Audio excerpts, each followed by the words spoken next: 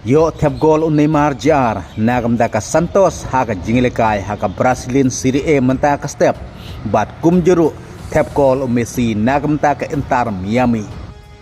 Haka baga Inter Miami kalai yakhajno bat ka nasbile damar sikol. Henry ka lintiaj jong Inter Miami haka CONCACAF Champion Cup kala kudno mentaka step. Namar watla klia khaj haka jingilekai ka beningkong omdon bayo ban tep gol. Kabadai ke jingilekai halaying jong kanas bile ke Inter Miami kamyo ban tep gol bat kumjuru kanas bile kamyo ban tep gol. Henry minta ka step ha ke jingilekai ha ke second leg kabadai ke jingilekai halaying jong ke Inter Miami. Ke Inter Miami kayo sikol bat kumjuru kanas bile kayo sikol.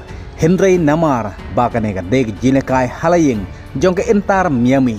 Bat ka deg jingilekai habar nalaying jong kanas bile kumta ka jingjob kadai kanas bile namar bakayo tep gol syabar nalaying kumta kanas bile ka rung sika quarter final kadba kudno kalintiaj jong ka Inter Miami mendaus nem haka CONCACAF Champion Cup.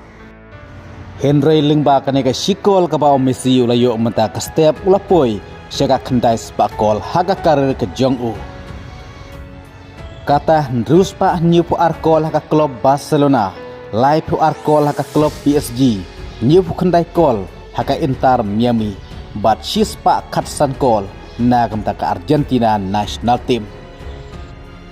Bat kata kadai nagi katwis pak saphuai senmi madan. Bat haba yunujor kendit bat Ronaldo, haka por ba Ronaldo lapoi shika kendai spakol.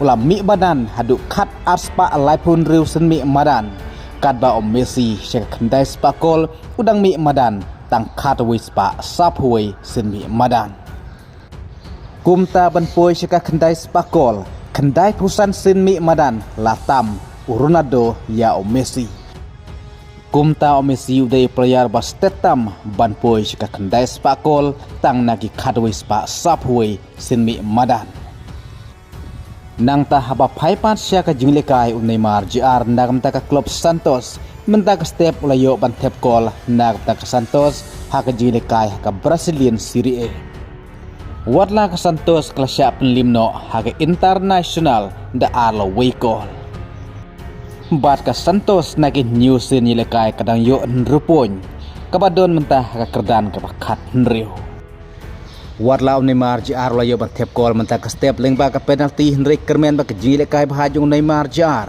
Bau Carlo Ancelotti sa kotju nagam ta ka Brazil national team ha ka jingilekai ka World Cup menta usnem arhajar apo Henry kublai sibon